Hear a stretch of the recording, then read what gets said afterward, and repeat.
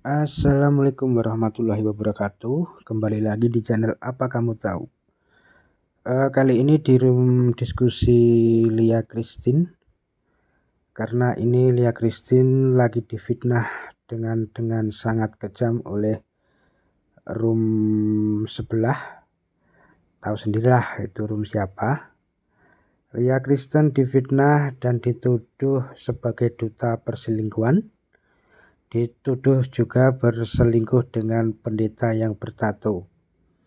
Yang jadi pertanyaan, pendeta yang bertato siapa? Nggak usah panjang lebar, nanti biar Lia Kristen yang menjelaskan. Oke. Saya bilang sama suami saya bilang saya ini lagi diserang. Saya dituduh saya bertemu dengan pendeta bertato di hotel. Saya tidak tahu hotel mana, jam berapa, seperti apa pendeta itu, tatonya seperti apa, modelnya seperti apa. Saya tidak tahu. Dengar juga siapa Reda katanya mau ke Amsterdam, ya silahkan gitu.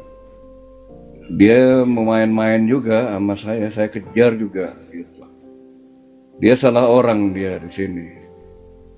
Belanda tuh ada di kantong celana, Amsterdam ada di kantong celana saya. Jadi kalau dia sampai datang ke Amsterdam, dia mau bawa lakinya biar gendut gitu juga, gede banyak kutilnya mukanya kan.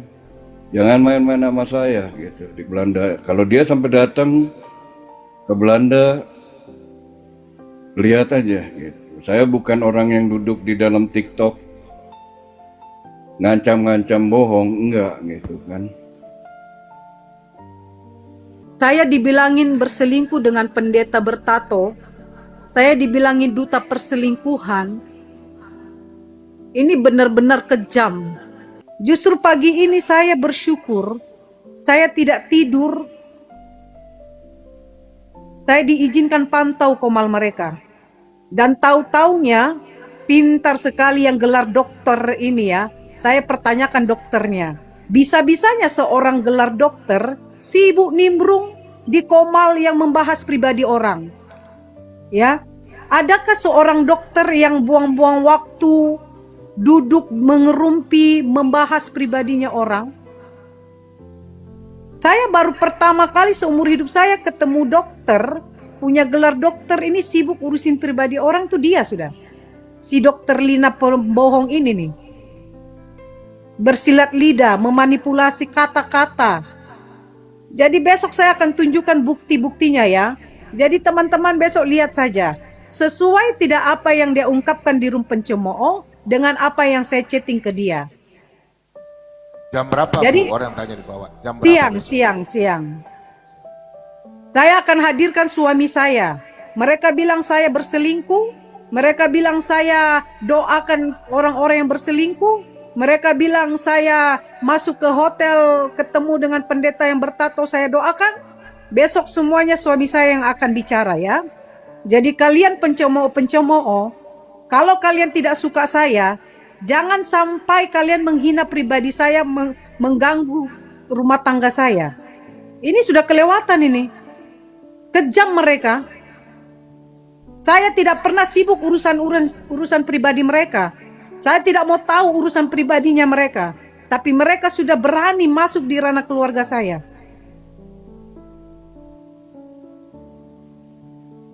Ini licik ini mereka ini. Memang kalau orang yang punya kelicikan itu berupaya untuk memanipulasi kata-kata. Tapi tunggu saja besok. Saya akan buka semuanya. Terus si namanya Tuyul itu ikut juga Tuyul itu. Ikut kompor-kompor. Ya, si Takuyul itu kan yang buka DM saya dengan Dokter Lina kan? Dia kan yang kata-katain saya bahwa saya duta perselingkuhan. Itu mereka semua sudah kena pasal berlapis. Kita mainkan saja nanti. Tunggu ada waktu. Itu udah kena hukum undang-undang. Dendanya 1 miliar. Apalagi berlapis-lapis.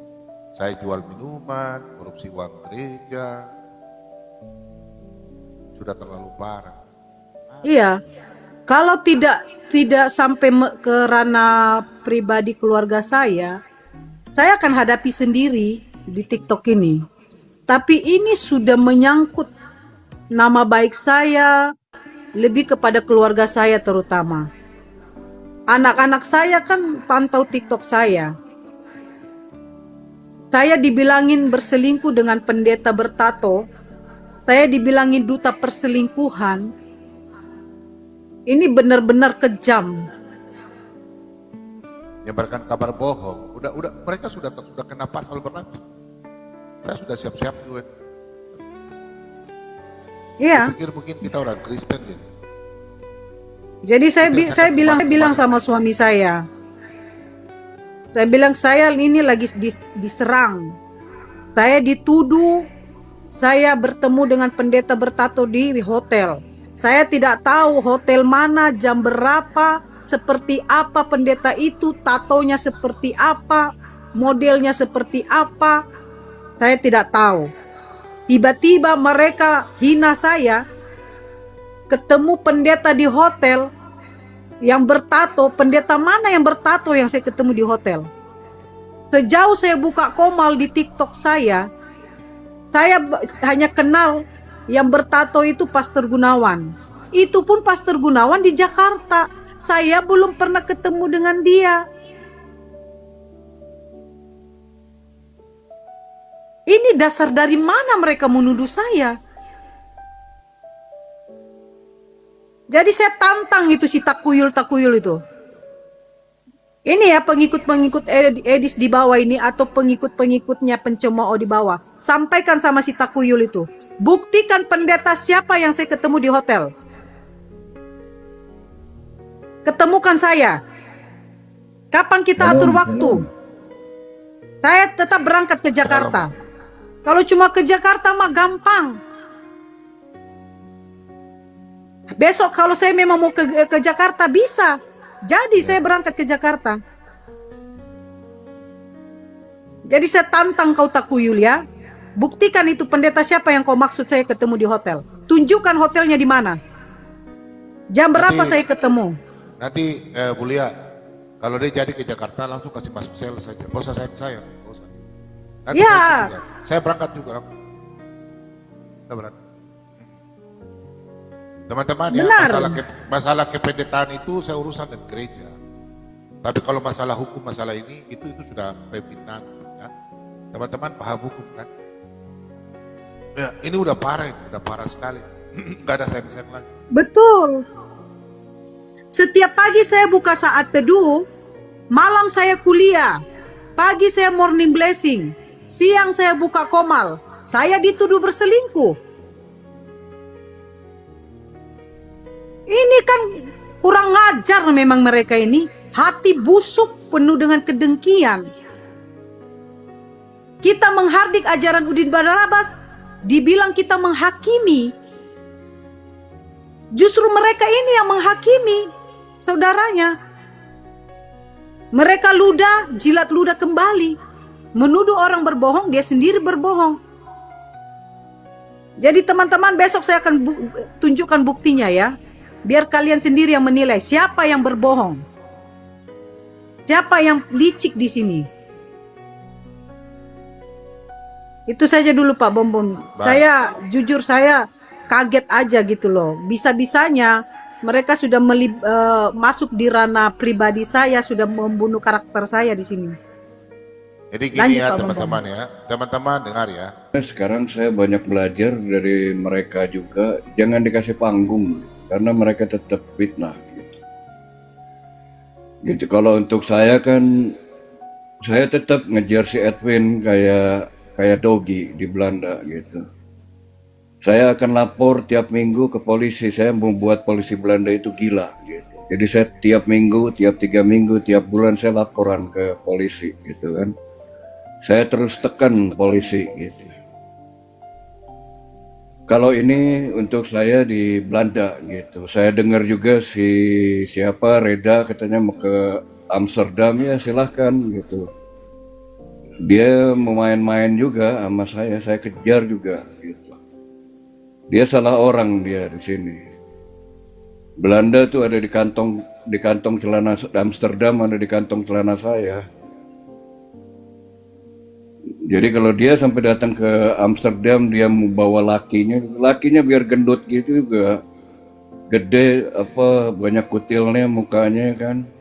Jangan main-main sama saya gitu di Belanda. Kalau dia sampai datang ke Belanda, lihat aja gitu. Saya bukan orang yang duduk di dalam TikTok ngancam-ngancam bohong, enggak gitu kan.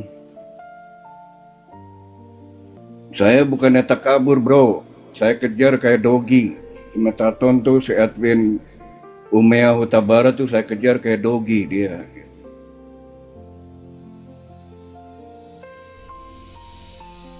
Berarti kalau dia lari-lari begitu, berarti dia tidak kerja ya, cuma menghasilkan makan donasi ya. Dia Karena bisa kerja gitu. Jadi ada beberapa restoran atau perusahaan itu, tapi kebanyakan tuh restoran yang main gelap gitu. Cuman saya tiap 3 minggu sekali atau tiap bulan saya terus ke kantor polisi. Gitu. Saya membuat polisi di Belanda itu gila. Gitu. Saya laporin terus gitu. Emang gitu kalau dia sampai live, sampai dia ada di TikTok itu saya seneng gitu. Cuman yang kalau saya lihat ya dia kayak tikus god gitu. Dia bisa live itu kan karena di dalam rumah ngumpet. Apalagi link saya udah saya bilang tunggu sampai banyak orang keluar gitu. Kalau orang keluar cuaca bagus kan dia banyak di luar. Kalau sekarang dia kan hanya pergi pakai tren gitu, pakai kereta pulang gitu. Lingkungan dia udah saya sayembarain gitu aja terus terang. Mestinya kalau dia legal, dia bisa juga bilang ke polisi ini orang nih namanya case ini pencemaran nama baik gitu.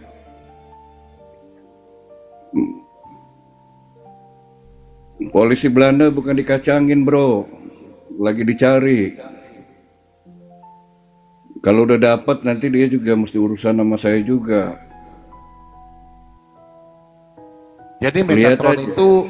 Metatron itu ilegal ya, karena sudah lapor di polisi dengan imigrasi, tidak terdaftar namanya ya. Begini, saya ke kantor polisi sebelum saya ke imigrasi gitu. Saya bilang ke kantor polisi, namanya Edwin Umeo Huta Barat, tanggal lahir 6 Januari 1988. Apa katanya keluhan saya itu? Bullying gitu kan. Di mana kamu dibulinya? Di YouTube, karena di TikTok kan ada yang bisa di live ulang. Di TikTok itu mereka di live ulangnya tuh di YouTube. Di YouTube-nya ada di Rapot Apologet gitu. Di Rapot Apologet itu ada beberapa video tuh udah diambil, terutama yang ada saya aja karena ini kan kasus dengan saya gitu. Gitu. Nah di sini di Eropa itu nggak boleh bullying. Jadi banyak orang juga yang dibully itu bisa bunuh diri. Saya ada beberapa apologet juga ya telepon saya jangan masuk ke Komal Pabombom, jangan masuk ke Komal Pabombom. Tapi saya nggak bisa lihat Pabombom sendiri gitu. Saya lihatnya Wira, Margareta, si siapa Dewi Bulan, si siapa satu lagi Lenda. Saya bilang di waktu Pabombom susah saya akan tiap hari di Komal Pabombom. Saya akan bantu sampai saya dibilang saya benches. Saya difitnah, saya nggak takut gitu. Mereka dapat foto saya dari website saya, terus digoreng sama mereka. Wah nih saya udah dapat sampai ke galerinya, saya tahu siapa. Padahal ngambilnya dari Google. Itu kan pendusta sekali. Bulan Desember telepon saya itu dikasih sama yang namanya Lisa. Ada orang di Belanda, ibu-ibu di Belanda yang psikopat. Nah itu saya dikasih telepon saya ke yang namanya Josephine, itu gengnya si Bemo, itu si Reda Bemo. Itu nomor telepon saya itu, mereka itu ngomong begini, kawan-kawan, ini ada ratusan orang di komalnya Kak Reda, kata si Yosepin itu si Pin. Kawan-kawan, demi perjuangan Bang Edis TV dan juga demi perjuangan herder-herder, tolong di spam nomor telepon ini, nomor telepon saya. Ya masuknya hanya Bang Charles. Dari ratusan orang itu, hanya satu orang. Itu kuasa Tuhan juga dengan saya. Ya. Nggak ada orang yang mau kasih saya spam. Saya diancam lagi. Si PG bilang saya hacker kelas dewa. Dalam waktu 3 hari nomor telepon saya akan dimeledakin, kata dia. Ya, saya waktu itu hanya bilang, wah saya kebetulan mau beli telepon baru. Cuman saya tunggu telepon saya meledak dulu. Sampai sekarang ini telepon saya nggak meledak-ledak, jadi nggak bisa beli telepon baru. Nah itu, jadi SPG juga abal-abal. Dia kalau dipanggil tuh si encek tuh. Kayaknya Chinese food juga dia gitu. SPG.